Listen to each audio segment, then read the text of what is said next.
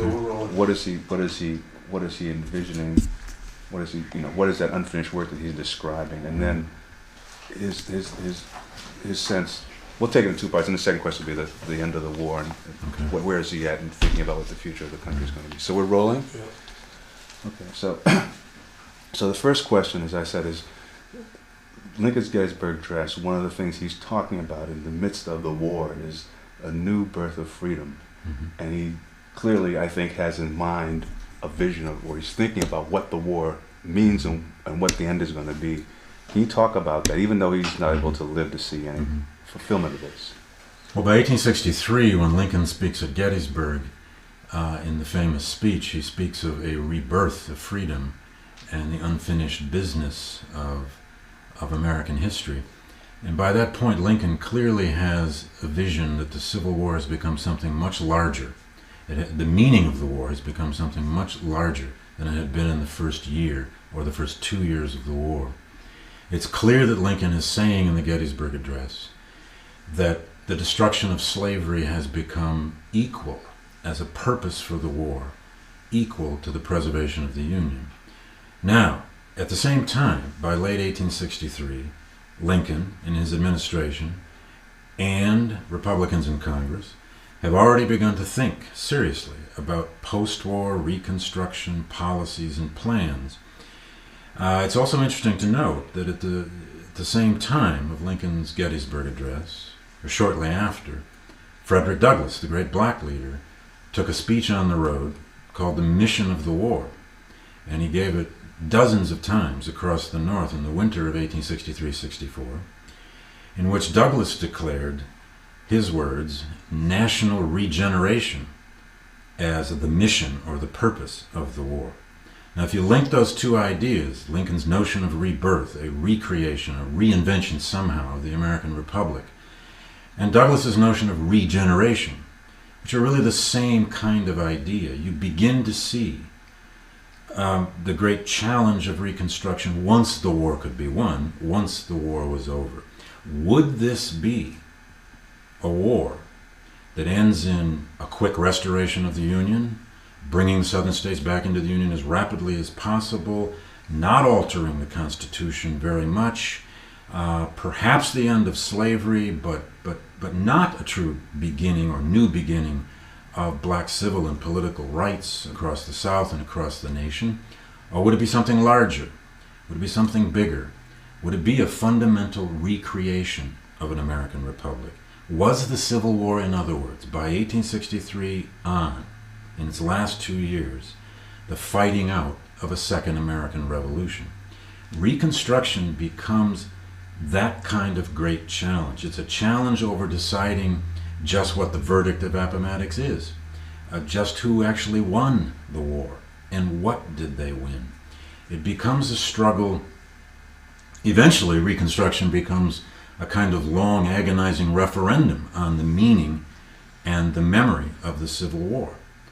But it does begin back, the discussion of Reconstruction and the planning for Reconstruction does begin back in the midst of the war, in the federal government, about just how the Union would be restored once the war was won. You were talking about a referendum on, an agonizing referendum on the meaning of the war. Talk a little bit about that. Hold, stop for a sec. Stop. Hold that thought. I'm sorry. You're fine. All right, hold on. David, can you look up for a sec? Sure. You're fine. Don't worry about this. Up a little more, John. You're good. That was a terrific. No more? They move that. I don't have to move my head. No, don't. You move. The point is, don't worry. Just move your head. Just you're natural. You're fine. Don't. We're working around you. So you talked about this idea of a an agonizing referendum. Talk a little bit more about that. Well, the challenge of Reconstruction is a kind of agonizing referendum on the meaning of the war, in the sense that from the very end of the war and the first debates over just how the South would be brought back into the Union, or just what the extent of black freedom and liberty would be, just how ex-Confederates would be treated under law, what it even meant to restore the Union. Had the Southern states actually truly seceded and severed their relationship with the American Union. Abraham Lincoln argued that no, they had not. And this became a sort of hair-splitting debate over constitutional theory, but the basis of Lincoln's theory of Reconstruction was that the Southern states had not really fully left the Union. He argued that that was essentially impossible for them to leave the Union, and therefore all that had to be done with the Southern states is to restore them, as Lincoln put it, back to their normal relationship with the Union. But on the contrary, members of his own party, the radical Republicans, led in the House of Representatives by Thaddeus Stevens and in the Senate by Charles Sumner and others, they argued, on the contrary, that the Southern states had officially, formally severed their relationship with the Union, that secession had destroyed their status as a state, and in Sumner and Stevens' vision of Reconstruction, the Southern states would have to be returned to the territorial status. They would be treated, they said, as conquered provinces, like foreign entities, foreign governments conquered by the United States government. Now that's a fundamental difference that is already there between Lincoln and the radical wing of his own party. By referendum, I simply meant that in elections and in political debate, Americans had to fight out now just how they were going to restore the Southern states to the Union. I mean, one of the great realities that all planners and thinkers about Reconstruction faced, of course, was that the side that had lost this war, by and large, wasn't going to go anywhere. They weren't just going to leave. In that sense, the South was not a conquered foreign province. They were Americans. They were former states. It was, in every way, as we know, a civil war.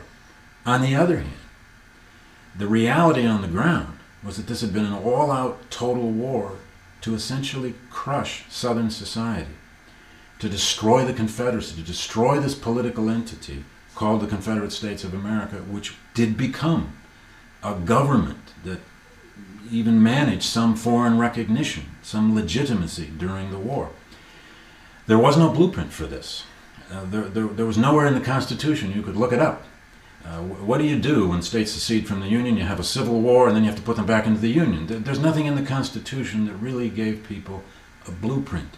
Americans had to fight this out both in constitutional theory, but more importantly, in political reality now on the ground. And the issue they're really facing is whether Reconstruction is going to be a restoration of the old Union or now the recreation, reinvention of a new one. Is the Civil War going to be a kind of Second American Revolution and lead to a true revision of the Constitution because of slave emancipation? Or is it going to be a return to some kind of status quo antebellum, or as Andrew Johnson put it, the Union as it is, and the Constitution as it was? You touched on this. That's great. That's terrific. You touched on this question of emancipation, and the other thing that you could say is that this is also there are competing visions about what emancipation is supposed to mean. Right. Talk a little bit about that. Well, the great challenge of Reconstruction also is to define the dimensions of black freedom. As we know, by 1863, the destruction of slavery, and into 64, and certainly by the final year of the war, the destruction of slavery has become the policy of the Union war effort. It has become the purpose of the war to a great extent, and it is legitimized and verified as never before by the re-election of Lincoln in 1864, and by the overwhelming majority even of the soldier vote that re-elects Lincoln. And then finally by the coalition and consensus that the Republicans put together to pass the 13th Amendment, the first of the great Civil War amendments, which abolishes slavery and involuntary servitude forever. And also, it must be said, had a second provision. The 13th Amendment is a very brief amendment in the Constitution, but its second provision is important because it not only said it abolished slavery, but it said that Congress shall have the authority to pass all necessary legislation to uphold that. Now, exactly what would that mean over time? was one of the things Reconstruction had to answer. Would emancipation simply mean that slaves would be freed into some kind of status as apprentices? Would they become laborers, essentially, who would be paid but had no political rights? Would they be second-class citizens at best who essentially had no civil rights? Would the model of the emancipation in the British Empire be used? Would the model of emancipation in the French Empire be used? Or would emancipation lead to the establishment of black citizenship, the establishment of black political liberty, and eventually would it lead to forms of economic and social equality as well? You can argue that the single greatest challenge of Reconstruction in those early years and well beyond was just what would be the dimensions of this idea of equality before the law, which was the essential principle that drove the radical Republican vision of Reconstruction, at least as long as they controlled it. Can we stop for just a second? The window, is that the wind? Yeah. That's just the wind. Yeah. Okay. Yeah. Well, sometimes it gets all distracted. One of the things that we also want to do at the beginning of the film is to sort of create a sense of emotionally sort of where the country is. Walt Whitman writes, is profound in his poetry about sort of the loss that Americans have suffered. Can we sort of talk about that and use that as a way to sort of get a picture of just where how extensive is that suffering and how conscious is the country of it? One of the most harrowing dilemmas that all Americans faced at the end of the Civil War, South and North, white and black, was simply in dealing with the scale of death and suffering. Nearly every American family had been touched or scarred or damaged by this war. No Americans have ever experienced defeat, and in many regions, total defeat, like Southerners, white Southerners. But the same, to an extent, is true of Northern families who had lost over 300,000 Union soldiers dead in the war.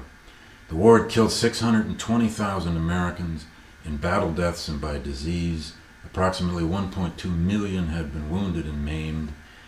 It was a scale of suffering that Americans had never even imagined before. In fact, if you were to take the number of deaths in the American Civil War and transfer them ahead to the era of the Vietnam War per capita, according to the population, we would have lost during the Vietnam War more than 4 million people by comparison.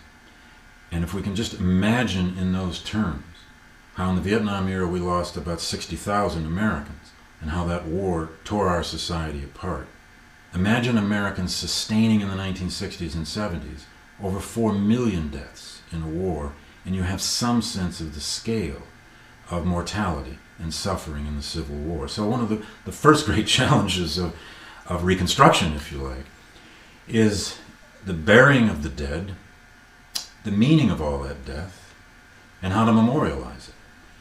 And our great death poet, of course, was Walt Whitman.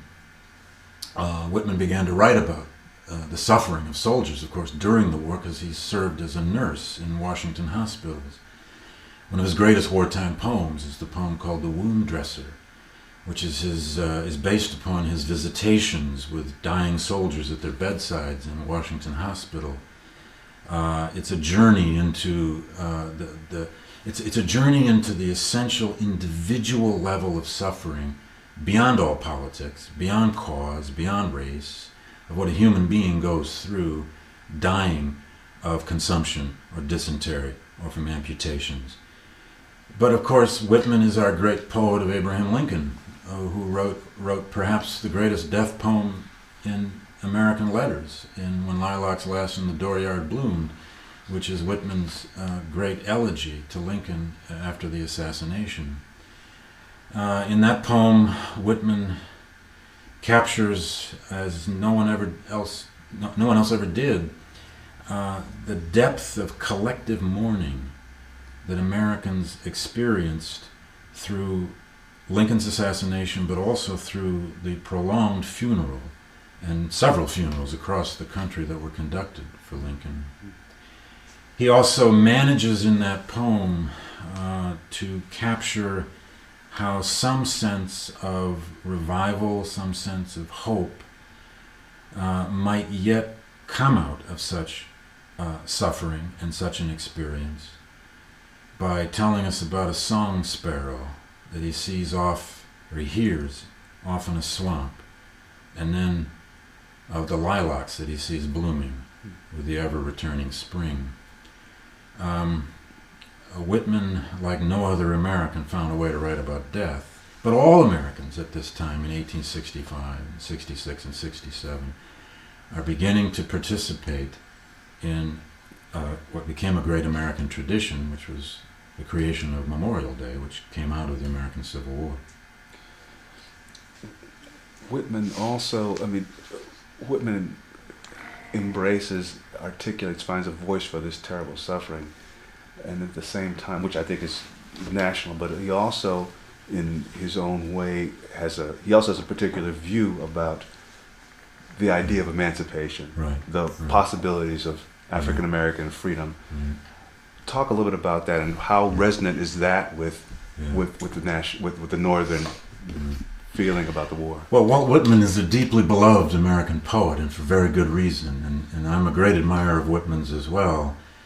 But Whitman's own racial attitudes, his own beliefs about the capacities of the freed people, and just whether they should have political and civil rights, were not as enlightened as we might wish. Whitman thought that black suffrage was a mistake. He thought that the radical Republican plan of Reconstruction, of giving civil and political rights to blacks, allowing them to enter political life, was a mistake. One of his jobs in the post-war period was serving as a clerk in the Johnson administration in 1868 and early 69, processing the pardons for ex-Confederates in the South in an office in Washington. Like all poets, he needed a day job, and Whitman had a way of seeing into democracy in America with a depth and a feeling like few others. But that sense of democracy to Whitman was not always and everywhere a biracial democracy. It is a side of his humanity that we need to look at the same time. We look at the beauty and the power of his poetic vision. I'm going to shift from thinking about the impact of the war and its meaning. I'm going to shift to talking about Sherman a little bit, because that's where we're going to start our film. Okay, sure. As I was saying off camera, we were talking about, the idea of who Sherman is and what he embodies in terms of being representative of the North in that moment. Yeah. Can we start with that kind of picture? Sure. Well, William Tecumseh Sherman, commander of the Union armies in Georgia, was no racial liberal. Sherman did not allow any black troops in his army. When Sherman invaded Georgia in 1864 from Tennessee, he was not at all thrilled with the numbers of refugee slaves who began to form around his army. Sherman would have preferred to prosecute this war without the destruction of slavery. But he clearly comes to see that it can't be done otherwise. Part and parcel of now conquering the South. And nobody advanced that idea or performed that purpose to a greater extent than Sherman. But he came to understand that to conquer the South, especially the heartland of the Deep South, you were conquering the South's social institutions. You were disrupting and destroying its infrastructure, its transportation systems, and eventually, of course, in his case, burning some of its cities. By the time Sherman reached Atlanta, in the Great Atlanta Campaign, he had thousands of slaves in situations of dislocation all over northern Georgia, Sherman's march on Atlanta, and then especially Sherman's march to the sea, toward the coast to Savannah, was destroying slavery in Georgia, whether he wished it or not. It's one of the many, many layered ironies of the Civil War. And it's, of course, by the time Sherman reaches the coast, when he reached Liberty County, Georgia, and turned left, as Georgians will tell you, and moved up to Savannah, that Sherman realized that he had to have some advice, he had to have some information on what to do with these several thousand black fugitive slave, freed people, refugees that were following his army. And he put out a call to the local black ministers of the region to come meet with him in Savannah in this extraordinary encounter, to actually advise him on what he might do. And they did indeed, in February 1865, conduct a meeting. Sherman didn't stay for the entire meeting, but the Secretary of War, Stanton, was there. Members of Sherman's general staff were there. And a large number of black ministers who selected a more than 60-year-old preacher named Garrison Frazier to be their spokesman. And the colloquy, the exchange that occurs between Sherman, Stanton, and the Union generals and Reverend Frazier is one of the extraordinary moments of the Civil War and the ending of the Civil War. Because they asked Frazier not just what should we do with all these refugees, they asked him questions about what the war meant. They asked him questions about what the Emancipation Proclamation had meant. They asked him what the presence of black troops in the Union Army meant. They even asked him about his own ideas about what the government might do about Reconstruction. And the more they asked him, the richer the answers were. And in many ways you'll find no better definition of the meaning of the Civil War in the kinds of answers that Garrison Frazier gives that day in Savannah. In many ways what Frazier told Sherman and Stanton is that this war had become a war much, much larger than most Americans understood it to be at its outset. It had become a war not just for black freedom, but the enlarging of freedom for all Americans. And there's a point in the discussions where Frazier actually offers a beautiful definition of freedom itself, in which he essentially says, it is the right to have the fruits of your own toil. It is a right to have the basic liberties guaranteed in the Declaration of Independence. This was a man who never left probably coastal Georgia in his life, but he understood the Declaration of Independence. He understood the Emancipation Proclamation. And beyond that, he said, in effect, you should give us our rights, and you should protect our rights, and then you should leave us alone and let us be citizens. Can we stop for just a second? That's great. I think he's... If you can just say, we can set him up in narration. You just say how it's okay. Okay. So, It's so not identified, you just say how it's citizens. okay. Hold it a second. You're good. Okay. So the question is to talk about this correspondence between Halleck and Sherman and what it means, what it's saying also about Sherman's view of things. Oh, yeah? Yes, we are. Okay.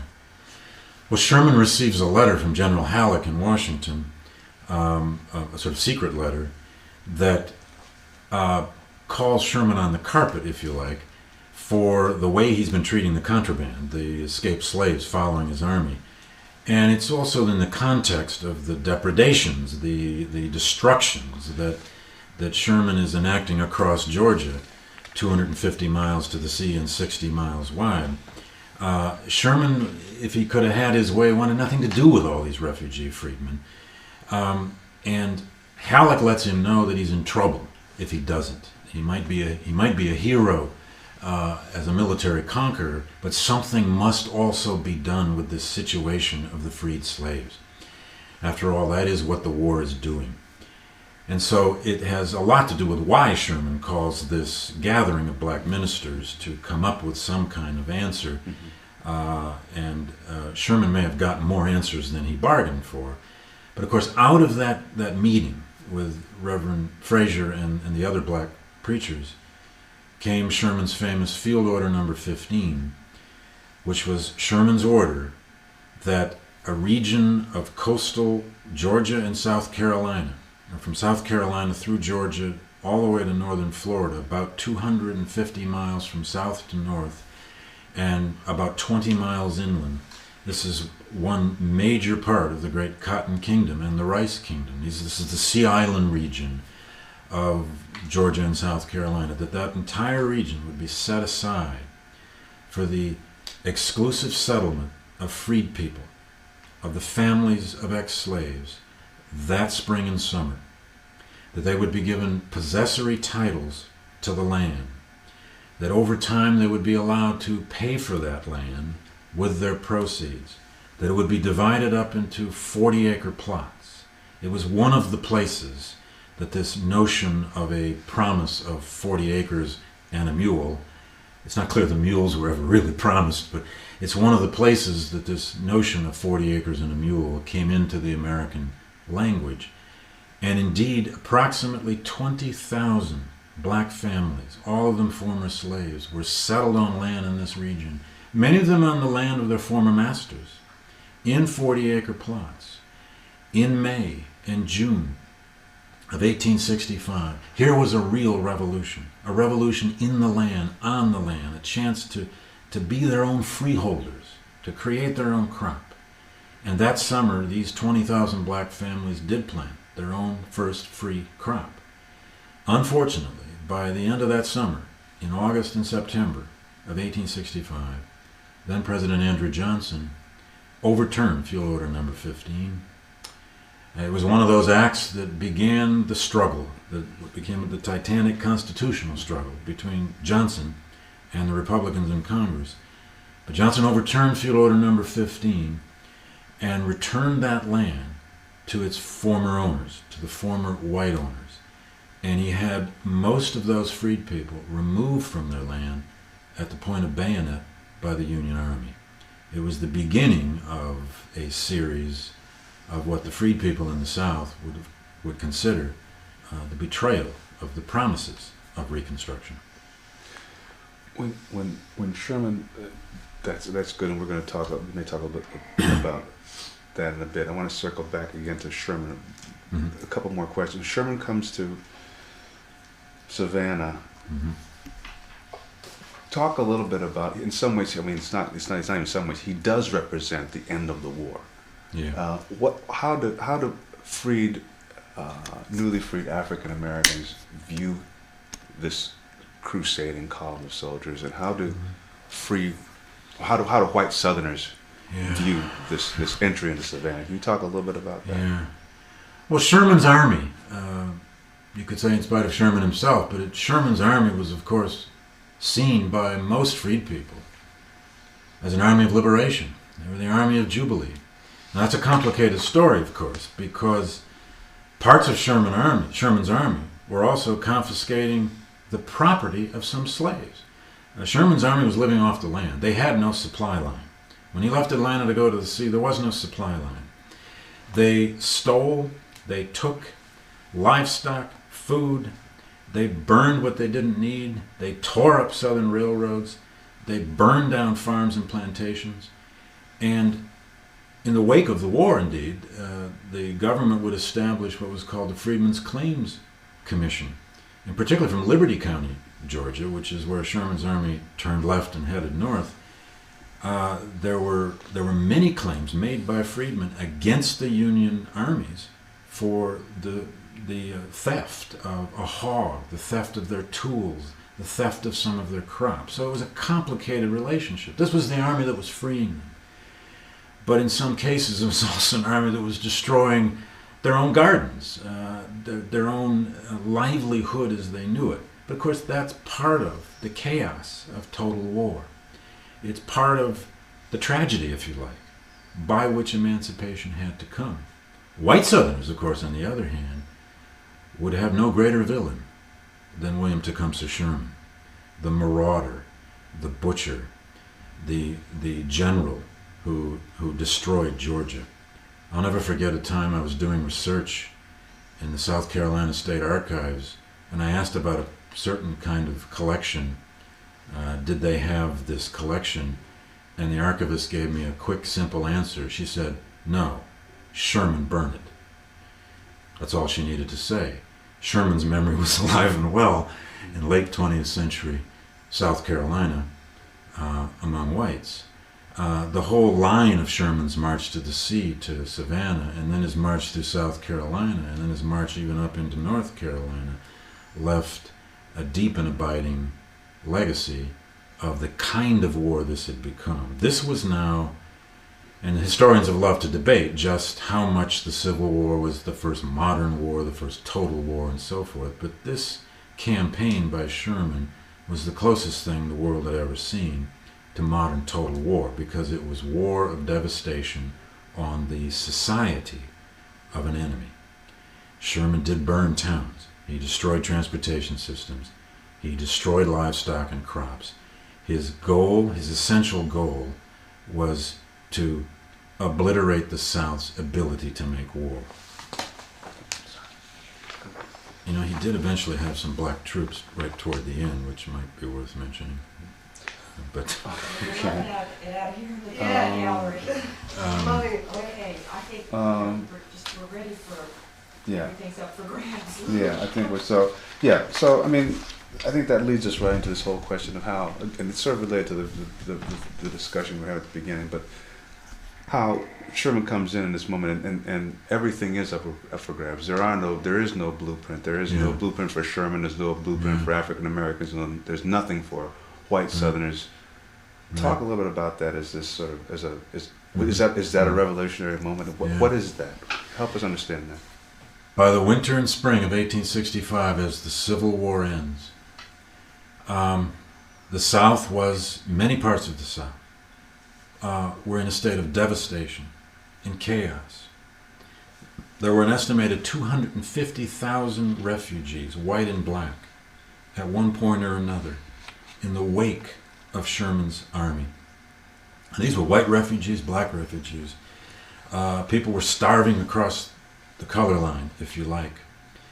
One of the reasons that the Freedmen's Bureau, the Bureau of Refugees, Freedmen, and Abandoned Lands, was first created before the war ever ended in February or March of 1865, was to deal with this problem of the massive refugees, to feed people.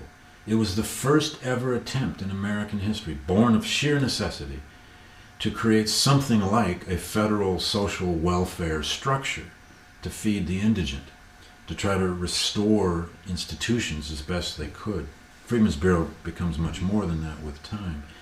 But at the end of the war, the South is in chaos.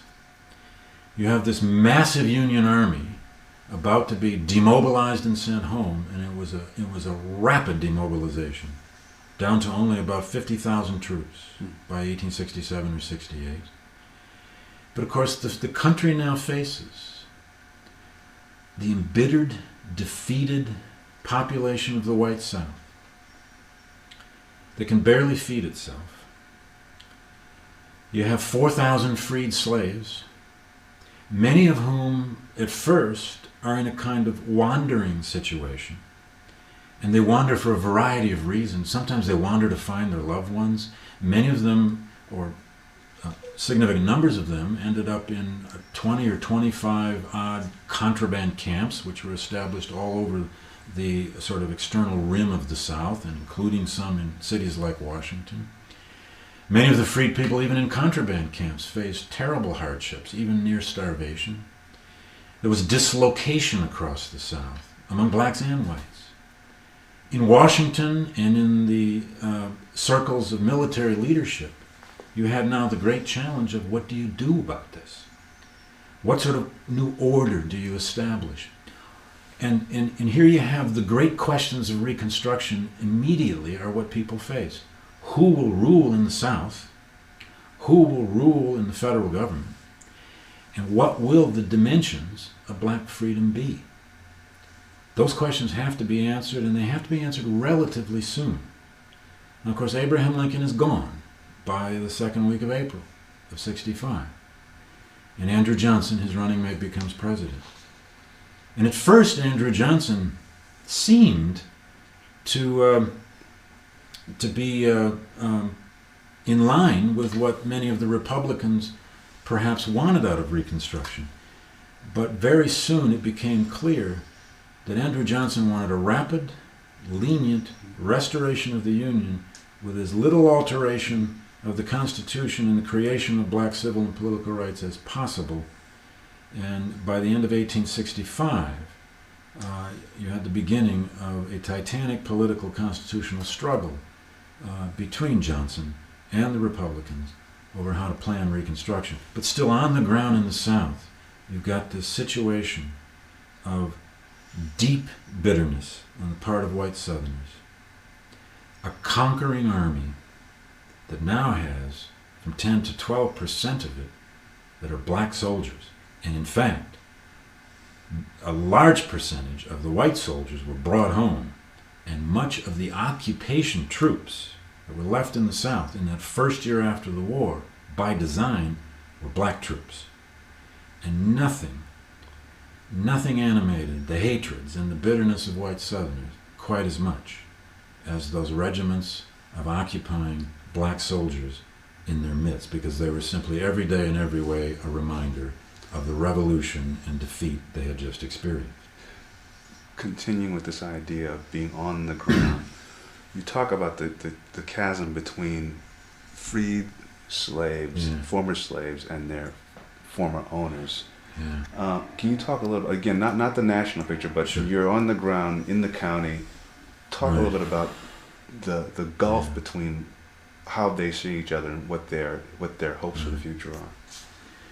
Well, one of the most complex and difficult relationships of all in 1865 was the relationship between former masters and former slaves within the South. This new relationship, if you like, has been playing out through the war years. When slaves became free, of course, it depended on many factors: where they were in relation to the war, in relation to the Union armies, the policy it played at any given point in time in the South. Some slaves were freed as early as 1861 and 62.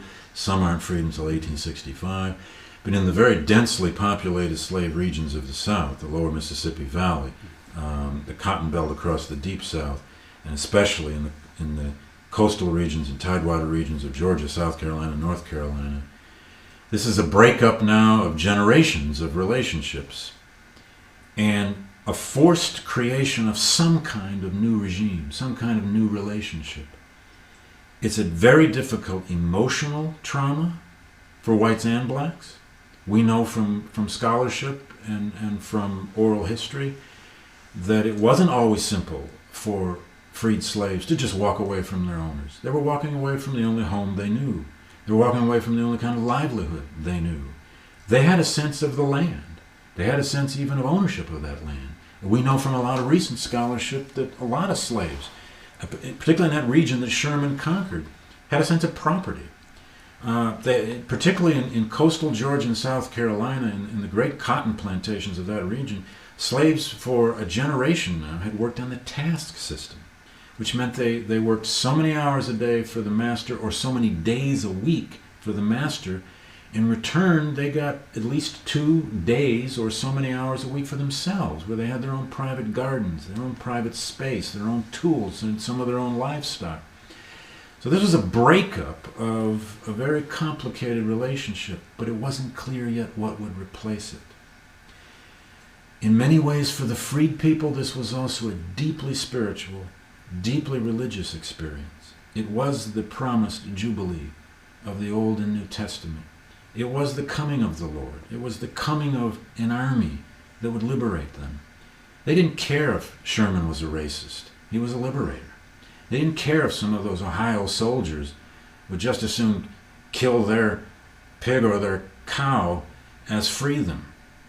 They saw the Union Army for its larger meaning, and they saw indeed Lincoln in Washington for his larger leadership and larger meaning. But still, what had to be worked out on the ground in the South was some kind of new labor relationship. What would that be? Was one of the great challenges of Reconstruction. What would free labor mean now? Would they be paid wages? Mm-hmm. Would they be allowed to rent land? based on wage labor. But how do you establish wage labor, and how do you establish a rent system in a society that is so cash poor, that had no credit, that had a destroyed banking structure? Would land be in some way redistributed? For most of the freedmen, they were absolutely clear on one thing. They wanted land. They wanted their own land to work for themselves. They wanted to be freeholders. How that would be established now had everything to do with their new relationship with their former masters, but it also had a lot to do with policies that would be formed in Washington and how they would be enforced, both by the Union Army and by this new institution called the Freedmen's Bureau. That's great. Can we stop for just a second? How chaotic and uncertain it is. I mean, you've already touched on those, but just to get in one place, and then perhaps go to this other thought about the debate. There's a story I'll try out if there's enough time, and you can decide whether to use it. Sure. Maybe I should try it on you first. It's the story of Henry McNeil Turner's Black Regiment marching through North Carolina. I like it already. It's too specific Okay. for the opening of the show. But what's the story? It's a black regiment crossing a river near. Is this where they take their clothes off? Yeah. Now it may not. It's. But you talk about a revolutionary moment. Well, maybe I better not use it. I tell you, know how I always see it in my own mind's eye. It's as if, you could see Sherman's, columns coming. They raised a cloud. Nothing. I just started realizing, seeing what you're talking about in terms of this, and that's all. Yeah. Well, that just started that way. Sorry. Yeah. And, it's just like they pull up outside Savannah, That looks good. pull to a halt, and the... Yeah. I missed the first half of that, so. How are we set to go? Speed. Good. You happy? Yes. Okay, so. Well, by the time Sherman's march to the sea ends at Savannah, and he calls this meeting with the black ministers, and for the remaining month and a half to 2 months of the war, it is a revolutionary, chaotic situation. There was no script for Reconstruction. If anything, winning the war, by comparison, was easier than now that agonizing, statesmanlike, political process of planning what to do about Reconstruction. Reconstruction was a massive logistical, political, constitutional, economic challenge like the country had never faced. It had now faced the challenge of all-out war. It had mobilized to defeat the South. It had created the largest armies in the history of the world to conduct this war. It had found generals who could prosecute the kind of war that it took to win. There was already a rich debate, as I said, since 1863 over plans of Reconstruction, which was essentially a constitutional debate. What authority would the federal government have? How would southern states be restored to the Union? How quickly would they be restored to the Union? And there was the beginnings of a debate about the question of black manhood suffrage. Would that occur or would that not occur? But there was not much of a debate yet about what to do with 4 million freed slaves, hundreds of thousands of starving white refugees, a conquered, defeated, devastated South, a destroyed economy in many regions of the South, rivers that now had to be dredged because boats had been sunk in them, cities that had been burned. Americans faced for the first time in their history a landscape of ruins, cities in ruin, crops in ruin, an economy in ruin, and a whole section of the population with their psyche, their spirit, their society in ruin. And the responsibility now was to come up with a plan to reconstruct this, to restore this society. But you also had to do it with this deep and abiding division over race. Slavery, of course, in America had been racial slavery. And the destruction of slavery in the South was not just the destruction of a labor system. It was now the challenge of some kind of new regime of race relations. And there in Savannah, you have General Sherman, who would have preferred not to free slaves, but is freeing millions of them. You have the representatives of the free people themselves, black ministers who are their leadership, who have led these churches in the South for years, face to face with each other, talking about what it all means. And back in Washington, you've got Lincoln and other Republicans in his own party, and for that matter, Democrats. Losers in recent elections as Democrats have been, and nevertheless, Democrats have ideas about keeping Reconstruction as limited as possible. Lincoln has a sort of moderate vision of Reconstruction, and the more radical wing of his own party, of course, have a much more extensive, more permanent, more revolutionary conception of Reconstruction. But nobody has a perfect blueprint, and there was nowhere in the Constitution they could look it up and figure out what to do. Nobody had scripted this moment. But if anything, it was a greater challenge than the challenge of winning the war. And it has a lot to do also with why Americans ever since have found it hard to understand Reconstruction, to study it, to look closely at it even in the textbooks, to focus on it in schooling, in education. Because the Civil War, if you think about it, that microcosm of 4 dramatic years of one side against another for fundamental results, is a great drama. It's a great military drama, it's a great political drama, and there was glory enough to go around. Reconstruction is a messy set of dilemmas. It's a huge challenge to the whole idea of what America was supposed to be and supposed to mean. Reconstruction was a decade-long process of trying to figure out just what the war had wrought. And it, too, is a great drama. It's a drama played out in the halls of Congress. It's a drama played out in the press. It's a drama played out on the ground every day in the South. It's even a drama played out in the West, because Americans now during Reconstruction move west and become involved in the Indian Wars and the suppression and removal of large portions of the population of Native Americans from Kansas to Texas to California. It's an era of tremendous expansion. At the same time, the United States is trying to put itself back together again. And what Reconstruction ultimately is the redefinition of the American Republic, and just who would get to redefine it. Can we? Got to change tape.